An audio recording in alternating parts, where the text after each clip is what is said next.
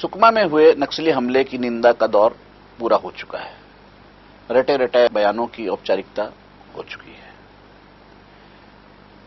शहादत व्यर्थ नहीं जाएगी। अरे अब बचा क्या है? शहीद हो गए वो, उनकी जान व्यर्थ चले गई। आप कह रहे शहादत व्यर्थ नहीं जाएगी। मुंह तोड़ जवाब देंगे।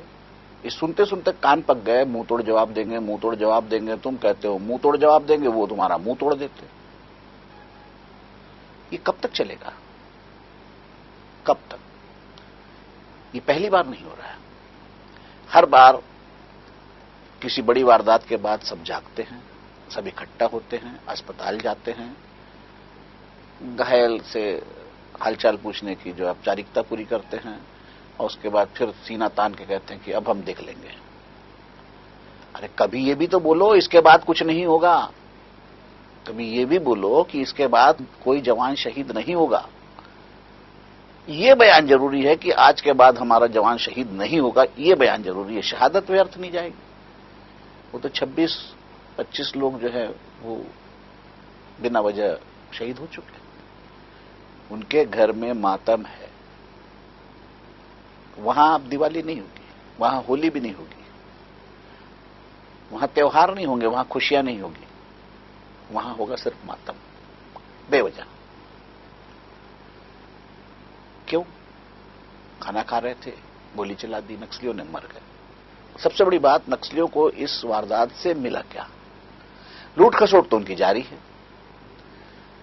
पैसा वो लूट ही रहे हैं, वनोपज वो लूट ही रहे हैं, खनिज वालों से पैसा वसूल ही रहे हैं। सबको सब मालूम, सबको सब पता है। सवाल इस बात का है कि गांव वालों को उन्होंने बंधक बनाकर सामने रखा, शील्ड करके सीआरपीएफ के जवानों की जान ले डाली। जवान जवाब भी नहीं दे पाए क्योंकि सामने गांव वाले खड़े थे। अब ग्रामीण दबाव में थे या खुद होके गए थे, ये बात अलग है।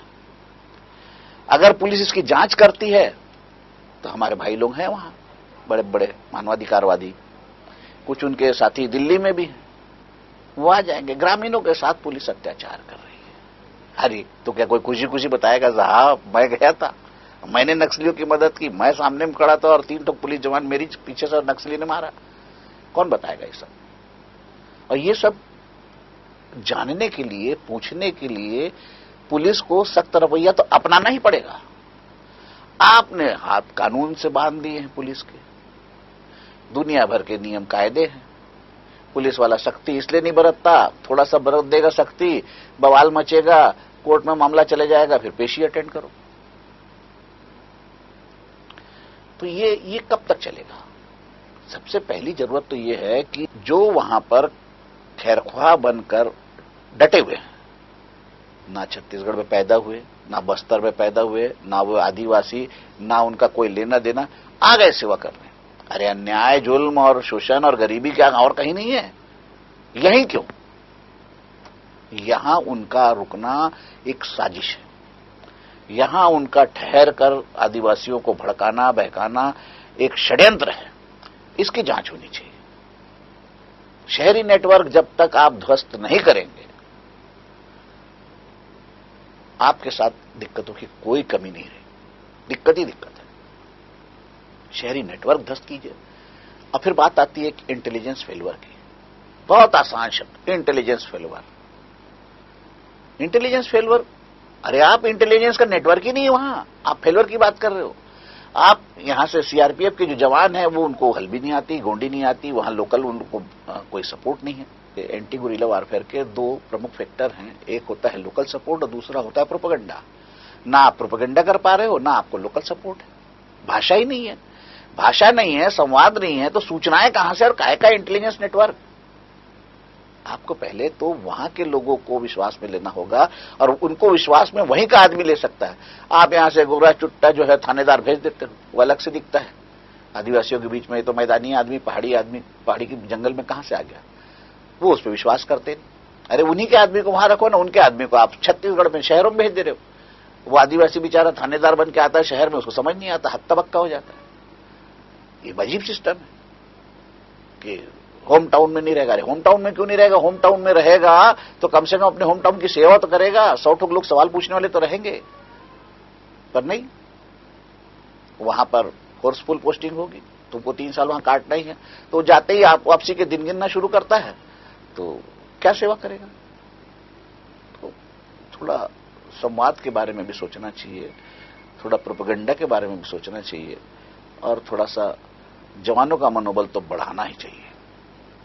चाहे जो भी कारण रहा हो, कल्लूरी का हटाया जाना कोई मनोबल बढ़ाने वाला कदम नहीं था। कल्लूरी से मेरे वैचारिक मतभेद हो सकते हैं, लेकिन कल्लूरी ने प्रोपेगेंडा के मामले में इतना कर दिया था त्रस्त नक्सलियों को कि उनके हौसले टूटने लगे थे। उनके जाते ही जो है प्रचार प्रसार में पुलिस ऐसा पिछड़ी कि ये वारदात सामने आई नतीजे में। अब भी समय है, बहुत बारीक बारीक बातों पर ध्यान देना होगा। और सबसे बड़ी बात, बंधे हाथों से, चाहे वो किसी भी नियम कायदे से बंधे हो, बंधे हाथों से जवान क्या गोली चलाएगा, क्या जवाब देगा? हाथ खोलिए और उसके बाद मुकाबला तो बराबरी का होना चाहिए। नक्सलियों के हाथ खुले हुए हैं, उनके लिए कोई नियम नहीं, कोई कायदा नहीं, दिन नहीं, रात नहीं, किसी की आड़ ले सकते हैं, किसी भी पेड़ के पीछे छुप सकते हैं, कहीं पर भी सुरंग बिछा सकते हैं, कुछ भी कर सकते हैं। उनके लिए खुला खेल फर्रुखाबादी, और जवानों के लिए दुनिया भर के नियम, कोर्ट कचहरी। कैसे मुकाबला होगा? तो थोड़ी सख्ती होनी चाहिए, थोड़ी जवानों को छूट मिलनी चाहिए। आप हाथ खोल के देखिए और उसके बाद मुकाबला देखिए। हमारे जवानों में कहीं कोई कमी नहीं है। अगर हाथ खोल देते हैं तो मुझे नहीं लगता दोबारा कोई जवान शहीद होगा, या दोबारा आपको शहादत व्यर्थ नहीं जाएगी जैसा बयान देना पड़ेगा। तब आप गर्व से कहेंगे कि हमने नक्सल समस्या का निराकरण कर दिया। नमस्कार, मैं अनिल पुसतकर। आपको ये कार्यक्रम कैसा लगा बताइएगा जरूर। मेरा नंबर है 9425203182।